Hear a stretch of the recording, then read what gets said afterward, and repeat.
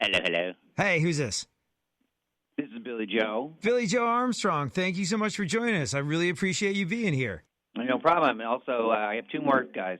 You got Trey and Mike. Those were the guys I expected. Yeah. Thank you so much for being here today. Do they both have mics? Are you guys ready to go? Yeah, we're good. Mm-hmm. Flippin' sweet. Well, we are talking today. We are lucky enough to be joined by Billy Joe Armstrong, Trey Cool, and Mike Dirnt. Collectively, you are known as Green Day, and besides the fact that you are charming fellows, we are talking to you today because you are playing our iHeartRadio Music Festival. Thank you so much for being here, and thank you so much for being there. You're welcome.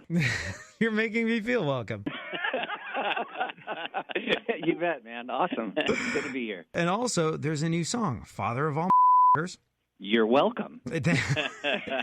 Again, we thank you. And there's the Hella Mega Tour with, well, why don't you tell them? You're welcome. We are the Hella Mega Tour. It's Green Day, Fall Out Boy, and Weezer, and it's going to be the greatest rock show on earth. It really sounds like it. So, all right, if you had to pick a moment, maybe it was something you saw on TV, maybe it was seeing a show, maybe it was a record or something of that nature. But if you had to pick a moment where you knew music was it, where it had to be it for you, would you know what that was? Oh, geez. Like to see something on like a television show? Gosh. I think it's a moment. For me, it's like the first time I put on a guitar. Really? And that's when it connected, you know? Like it wasn't just watching someone else do it, but it was like, oh, wow, I can do this too. When was the first time you put on a guitar? Probably in Billy's living room. Yeah, I think for me, like I don't know if it was the first thing, but something that sticks out is when the Replacements played Saturday Night Live, and I think they were actually banned from ever performing there again after that. So I think that's why I loved it so much. Ah, interesting. Very good. Liquid concussions all around. Why do you think your music has spoken to multiple generations of people? Because, like, here's the thing. When I was a kid, growing up, I loved Green Day. I also love my parents' Beatles and Led Zeppelin records, but those were their records. I know we're going to see this at our iHeartRadio Music Festival, but when I go to a Green Day show, I noticed something pretty specific. I noticed that you guys are just as important to a 16-year-old now as you were to their parents when they were 16. Why is that? Gosh, I think what did we say the other day? I think that The more mature the older and less mature Green Day. Yeah, yeah, that's where like I think for some reason I think we're still going through puberty. It's like post-pubescent, and three-chord mania kind of thing going on with lots of energy. So, and I guess we still have our hair, so that helps too. Well done on that. I guess having hair is something that a 16-year-old can relate to.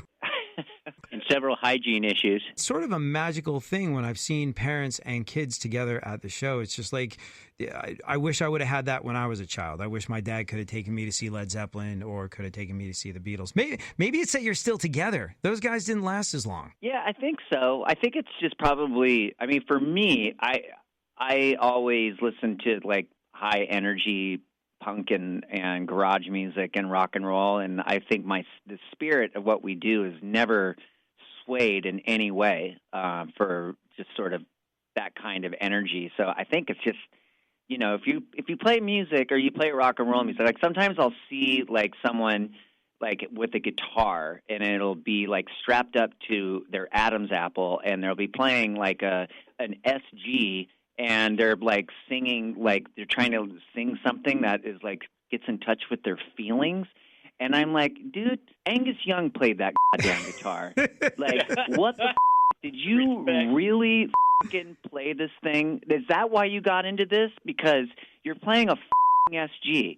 Play the thing like a fucking animal. That's what you're supposed to do. You're supposed to offend people. You're supposed to make people feel bad. Nobody wants to hear about your fucking feelings. I don't know. I feel like you sing about your feelings occasionally, and I'm very interested to hear. Because I feel awful. Why is it a thing that you sling your guitar low? Not you personally. Like, why is it, like, when I first got a guitar, that's what it was, down to my knees. And I couldn't tell you why. I saw people with it up around their necks, and I was like, that is clearly for losers. And my guitar teacher was like, no, this is for better posture and you'll be able to play better. And I was like, no, that's for losers. It's going down to my freaking knees. Why? It just kept getting lower and lower and lower. It's kind of like boobs.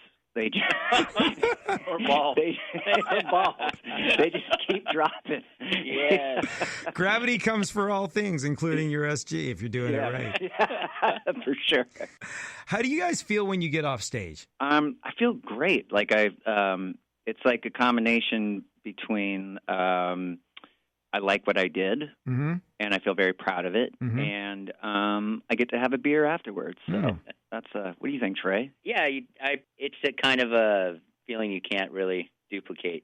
So without just going to the next town and doing it again. Well, this is why I can't wait to see you at the iHeartRadio Music Festival, because I can't really think of anything that makes me forget my daily grind, the bills I've got to pay, the little incessant dramas that I've got going on in my life, more than like a Green Day show. And it feels like to someone in the audience at your shows, that is what you really care about in that moment, making people happy. Yeah, it's kind of just to break down the barrier between the band and the audience.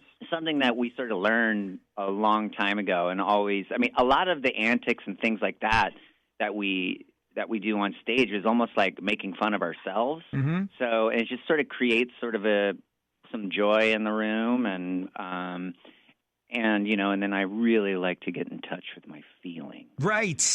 Yes. Well, it seems like how you're feeling at the time is like you, Green Day, are going to make the world a better place, one city at a time, by having people leave your shows happier than when they came in. Yeah, I mean, like, look, not everybody likes their jobs, and and I just think of, not everybody likes school, or like whatever the pressures that they have, that they, and people pay money and they come see us play, and we want to make sure that everybody has some form of escapism and has a great time and just walks away with like a great memory. To just like for that 1 second, they didn't have to think about all the rough shit that you go through. You know what I mean? Yeah, no, I absolutely know what you mean, because you make me and thousands of people forget that every single night. Before we go, you guys are, of course, returning to our iHeartRadio Music Festival at T-Mobile Arena, September 20th and 21st. And I have to tell you, you guys, last time you were there, created one of the single greatest, most iconic moments in rock and roll or iHeartRadio Music Festival history, when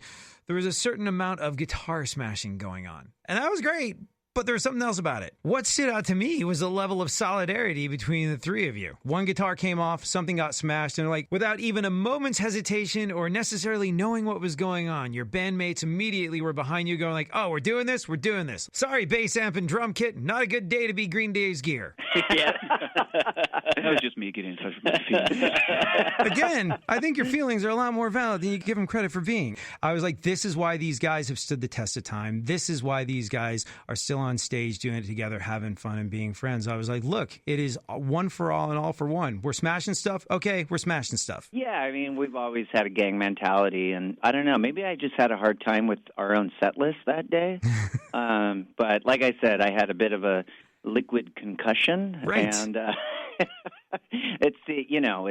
that's part of the rough stuff you go through being a musician. Well, it's fun, though. Well, Green Day gave us one of the greatest moments in rock history last time they played our iHeartRadio Music Festival, so we cannot wait to see what you come up with this time. Maybe we'll smash other people's their instruments this time. Maybe we should strap our instruments up to our Adam's apple and get in touch with our feelings.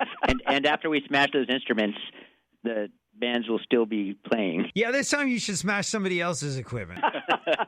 Like, sorry, Hootie and the Blowfish's drum kit and bass cab, not a good day to be this band's gear. Why is their music still coming out of this thing? Yeah. You guys are the absolute greatest. Thank you so much for making time. You're Green Day. You've got a lot going on. New song, Father of All Motherfuckers, the Hella Mega Tour with Fall Out Boy and Weezer. And, of course, you're playing our iHeartRadio Music Festival at T-Mobile Arena. Thank you so much. Thanks, Van. I love you. I love you. I said it.